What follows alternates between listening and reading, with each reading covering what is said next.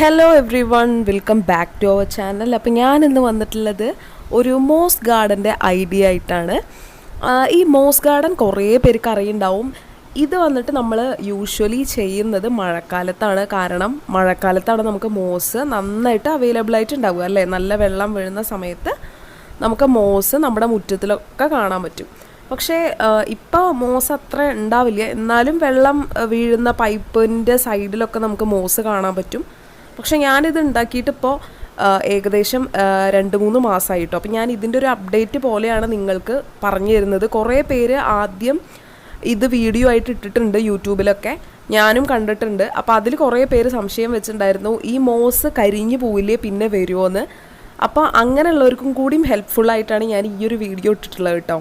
അപ്പോൾ നമ്മളിങ്ങനെ MOS just എടുത്തിട്ട് നമുക്ക് ആദ്യം വേണ്ട ഒരു പാത്രം എടുക്കുക. എന്നിട്ട് അതിൽ നമുക്ക് ഏത് മണ്ണ്, ഗാർഡൻ സോയിലാണ് ഏറ്റവും നല്ലത്. നമ്മുടെ ഗാർഡനിലത്തെ മണ്ണ് നിറച്ചിട്ട് അതിൽ ആ മണ്ണിനെ ഏത് ഷേപ്പിൽ വേണമെങ്കിലും നമുക്ക് ആക്കിയെടുക്കാം. വേണമെങ്കിൽ ഒരു മല പോലെയൊക്കെ ആക്കിയെടുത്തിട്ട് അതിൻ്റെ മുകളിൽ മോസ് നിറച്ച് നമ്മൾ പറ്റിച്ച് വയ്ക്കുക.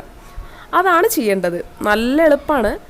അങ്ങനെ ചെയ്തതിന് ശേഷം ഇതിൻ്റെ മുകളിൽ നമ്മുടെ വീട്ടുമുറ്റത്ത് തന്നെ കാണുന്ന പല കാര്യങ്ങളും വെച്ച് ഡെക്കറേറ്റ് ചെയ്യുക. ഞാനിപ്പോൾ അതന്നെയാണ് ചെയ്തിട്ടുള്ളത്. കുറച്ച് പെബിൾസ്, അതൊക്കെ എനിക്ക് മുറ്റത്തുനിന്ന് ഗാർഡനിൽ നിന്ന് കിട്ടിയതാണ്. പിന്നെ അതുപോലെ ആ ഒരു ചെറിയൊരു മരത്തിൻ്റെ കഷ്ണം, അതും എനിക്ക് പറമ്പിൽ നിന്ന് കിട്ടിയതാണ്. അത് ഞാൻ അതിൽ വെച്ചു. ഞാനൊരു വളരെ ചെറിയൊരു പോട്ടാണ് കേട്ടോ അതിന് വേണ്ടി എടുത്തിട്ടുള്ളത്. പിന്നെ അതിൽ ഞാൻ വെച്ചിട്ടുള്ള പ്ലാന്റ് ഏതാണെന്ന് നിങ്ങൾക്ക് എല്ലാവർക്കും അറിയാലോ. നമ്മുടെ ഇൻഡോർ പ്ലാന്റ് ആയിട്ടുള്ള മണി പ്ലാന്റാണിത്. ഇത് ഇൻഡോർ പ്ലാന്റ് മാത്രമല്ല, ഔട്ട്ഡോർ എല്ലായിടത്തും നന്നായി വളരുന്ന പ്ലാന്റ് തന്നെയാണ് നമ്മുടെ മണി പ്ലാന്റ്. അപ്പോൾ ഇത് ഞാൻ കുഴിച്ചിടുന്ന സമയത്ത് ഈ ഒരു പ്ലാന്റിന് 2 ലീവ്സ് മാത്രമേ ഉണ്ടായിരുന്നുള്ളൂ. അങ്ങനെ ഞാൻ കുഴിച്ചിട്ടതാണ് കേട്ടോ ഇതിൽ. പക്ഷെ ഇത് നന്നായിട്ട് ഇപ്പോൾ വളർന്ന് നിൽക്കുന്നുണ്ട്.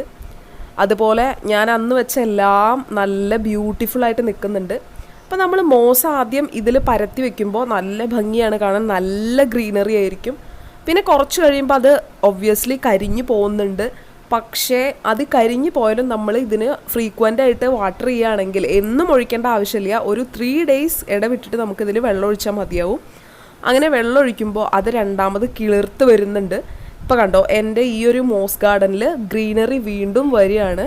അപ്പം നമ്മളിതിൽ ഒരു 3 days കഴിഞ്ഞതിന് ശേഷം വെള്ളം ഒഴിച്ചു കൊടുത്തു കഴിഞ്ഞാൽ, അങ്ങനെ വെള്ളം ഒഴിച്ചു കൊടുക്കുമ്പോൾ ഇത് നന്നായിട്ട് വളർന്നു വരുന്നുണ്ട്.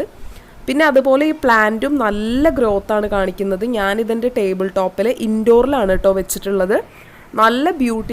ഇങ്ങനെ പ്ലാന്റ്സൊക്കെ ഇഷ്ടപ്പെടുന്നവരാണ് നിങ്ങളെങ്കിൽ ഇപ്പോഴും മോസ് നമുക്ക് വെള്ളം വീഴുന്ന ഏരിയാസിലൊക്കെ പൈപ്പിൻ്റെ ചോട്ടിലൊക്കെ കാണാൻ പറ്റും. അത് എടുത്തു കൊടുന്ന് നിങ്ങളിങ്ങനെ ഒന്ന് ഉണ്ടാക്കി നോക്കൂ കേട്ടോ. നമ്മുടെ സാധാ ഒരു മണി പ്ലാന്റിൻ്റെ കുഞ്ഞ് തല എടുത്ത് കുഴിച്ചിട്ടാൽ മതി, നല്ല ഗ്രോത്ത് കാണിക്കും. ഇപ്പം ഞാനിത് വെച്ചിട്ട് ഏകദേശം 3 മാസമായി. നല്ല ഭംഗിയാണ് കേട്ടോ. എൻ്റെ വീട്ടിലേക്ക് വരുന്നവരൊക്കെ പറയാറുണ്ട് ഇതെങ്ങനെയാണ് ഉണ്ടാക്കിയെന്ന് ചോദിക്കാറുണ്ട്. അപ്പം നിങ്ങൾ എന്തായാലും നിങ്ങളുടെ വീട്ടിൽ ഇതുപോലെ ഒരെണ്ണം ഉണ്ടാക്കിയിട്ട് ടേബിൾ ടോപ്പിൽ വെച്ച് നോക്കൂ. സൂപ്പറാണ്. നമ്മുടെ ഇൻഡോറിന് തന്നെ നല്ലൊരു ഭംഗിയായിരിക്കും അത്. അപ്പോൾ ഈ വീഡിയോ നിങ്ങൾക്ക് എല്ലാവർക്കും ഇഷ്ടമായെന്ന് വിചാരിക്കുന്നു. ഇഷ്ടമായെങ്കിൽ ലൈക്ക് ചെയ്യാനും ഷെയർ ചെയ്യാനും മറക്കരുത്. എൻ്റെ ചാനൽ ഇതുവരെ സബ്സ്ക്രൈബ് ചെയ്തിട്ടില്ലെങ്കിൽ പ്ലീസ് സബ്സ്ക്രൈബ് ചെയ്യണേ. അപ്പോൾ അടുത്തൊരു വീഡിയോയിൽ കാണുന്നത് വരേക്കും എല്ലാവർക്കും ബൈ.